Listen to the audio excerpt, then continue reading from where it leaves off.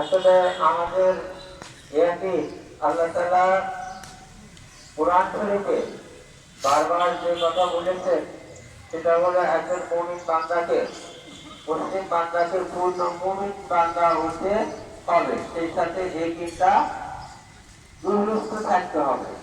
আর এটাই তাকওয়া।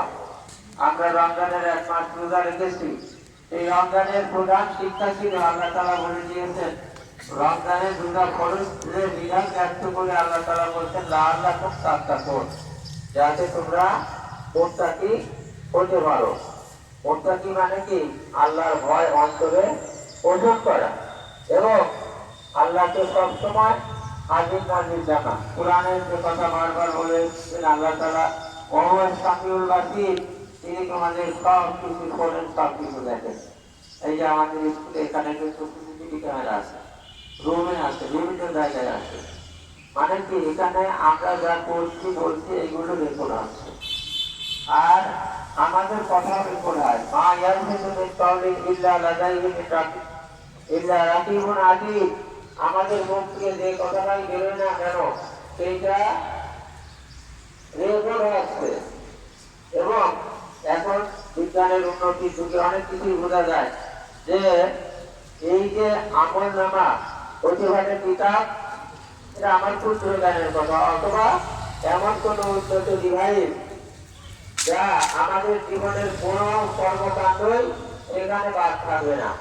যেটা কোরআনে আল্লাহ তাআলা বলেছেন যে সেদিন মানুষ আমল নামা দেখে ইকরা কিতাবাকা কাফা বিনাফসিকা আল-ইয়াওমা আলাইকা হাসিবা, তুমি তোমার কিতাব পাঠ করো, যে কিতাব দেওয়া হয়েছে সেখানে ওটাই তোমার জন্য হিসাবের জন্য যথেষ্ট।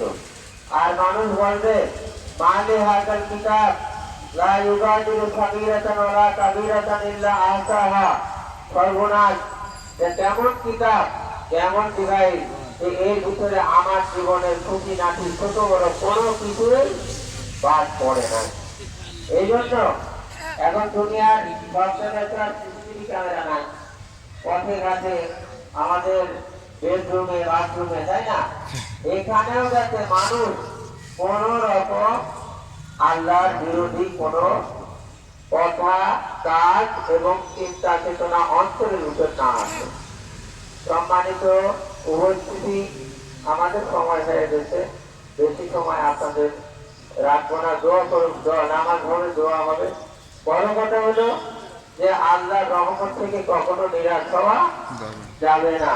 আল্লাহ তাআলা বলছেন কুলিয়া ইবাদিয়াল্লাযিনা আসরাফু আলা আনফুসিহিম লা তাকনাতু মির রাহমাতিল্লাহ, তোমরা যারা পাপ কাজ করেছো তোমরা আমি আল্লাহর রহমত থেকে নিরাশ হইও না।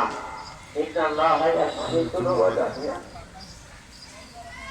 যদি তোমরা আমি আল্লাহর কাছে সত্যিকার অর্থে তওবা করো, অনুতপ্ত হও, আমি আল্লাহ তোমাদের জীবনের সমস্ত গুনাহ মাফ করে দেব। ইন্নাহু হুয়াল গাফুরুর রহিম, তিনি অতিশয় ক্ষমাশীল, বিশ্বয় দয়ালু। এবং এই যে রমজান মাসের যে আল্লাহ তাআলা বিধান দিলেন, ওই ফাঁকে একটা কথা আল্লাহ তাআলা বলেছেন সূরা বাকারার ভিতরে, ওয়াইযা সাআলাকা ইবাদি আন্নী ফাইন্নী করিব, যেমন নবীজি আমার বান্দারা আমার সম্পর্কে জিজ্ঞেস করবে, আমার সম্পর্কে যদি জিজ্ঞেস করে আপনি বলে দিন এই দুনিয়ার মানুষ আমি তোমাদের অতি নিকটে আছি। সুবহানাল্লাহ। উজিবু দাওয়াতাদ দাঈ ইযা দাআন, যখন তারা খাঁটি দিলে আমার কাছে দোয়া করে আমি তাদের ডাকে, তাদের দোয়ায় আমি সাড়া দেব। সুবহানাল্লাহ। আজকে যদি আমাদের বড় কেউ কিছু বলে তাহলে